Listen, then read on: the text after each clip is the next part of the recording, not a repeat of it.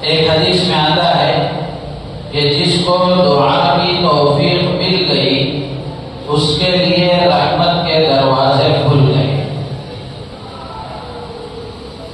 ایک اور حدیث میں ہے جس کو دعا کی توفیق مل گئی اس کے لیے قبولیت کے دروازے کھول دیے گئے۔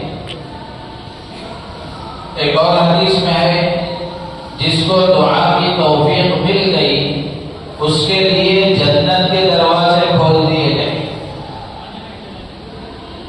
تو دعا کی توفیق کا ملنا، اللہ سے مانگنے کی توفیق کا ملنا، یہ بھی بہت بڑی چیز ہے۔ ورنہ ہم اپنی زندگیوں میں خود غور کر کے دیکھیں،